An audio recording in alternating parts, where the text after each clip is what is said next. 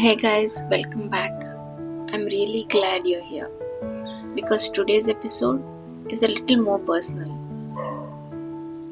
I didn't expect that after walking away from a marriage, the hardest part wouldn't be the ending, it would be everything that comes after. Because nobody really prepares you for this phase, the in between. You are not who you used to be anymore, but you are not fully who you are becoming either. And somehow everyone around you expects you to just move on. After my divorce, it didn't take long for the questions to start.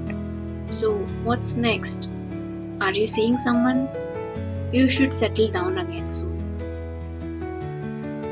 And I know they didn't mean harm.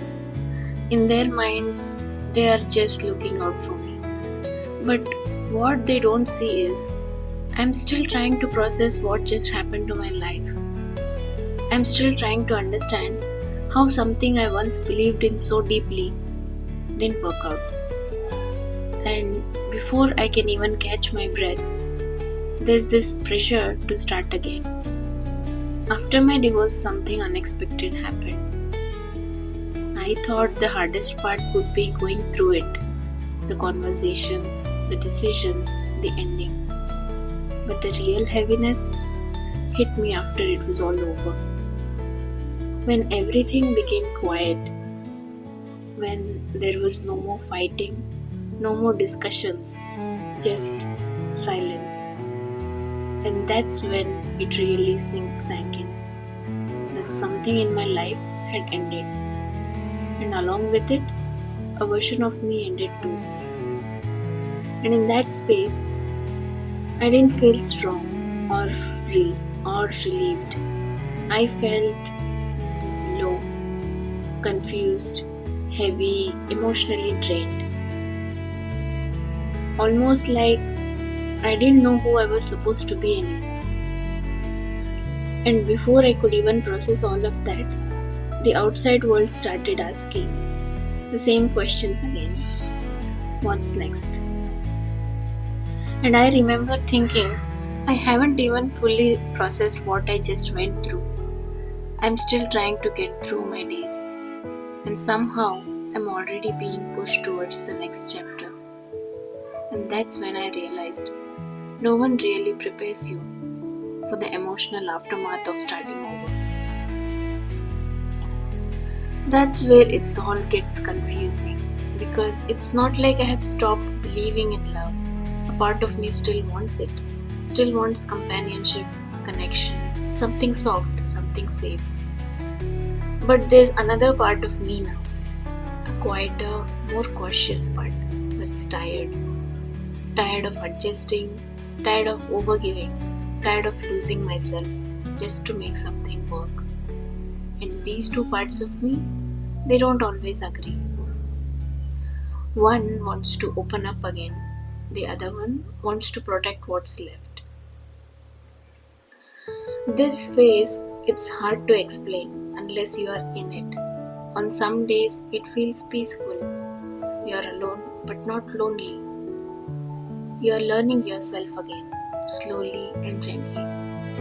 And on other days, it feels heavy, like you're stuck, like everyone else's life is moving forward and you're just paused. I think a big part of that feeling comes from this invisible timeline that we have all been taught to follow. Study, work, get married, settle down. And when your life doesn't follow that order, it feels like you have done something wrong. But maybe the problem isn't you. Maybe the problem is we were never taught that it's okay to take a different path. I have been sitting with this thought lately. What if this phase isn't a setback? What if it's actually the first time in my life that I'm not rushing into something just because I'm supposed to? What if this pause is actually giving me something I never had before, the clarity? For the first time, I'm asking myself questions that I never really stopped to think about. What do I want in a partner? Not what looks good on paper. What kind of love actually feels safe? What kind of life feels peaceful, not just impressive? And I don't have all the answers yet, but at least now the questions are mine. And maybe that's what this phase is really about. Not finding someone new, but finding yourself again.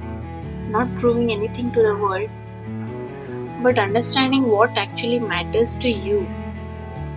If you are listening to this and you feel like your life is not moving as fast as it should, like you're falling behind, I want you to pause for a second and ask yourself, whose timeline are you trying to follow? You're allowed to take your time. You're allowed to heal at your own pace. You're allowed to not jump into the next thing just because it makes other people comfortable. This is the in-between phase. It's not empty, it's not wasted time. It's the space where you rebuild yourself quietly, honestly, without pressure. I don't have everything figured out yet, and maybe I don't need to. Maybe this phase isn't about having answers. Maybe it's about learning to sit with yourself without rushing away. And maybe this in-between phase is where you finally meet the version of you that you were always meant to become.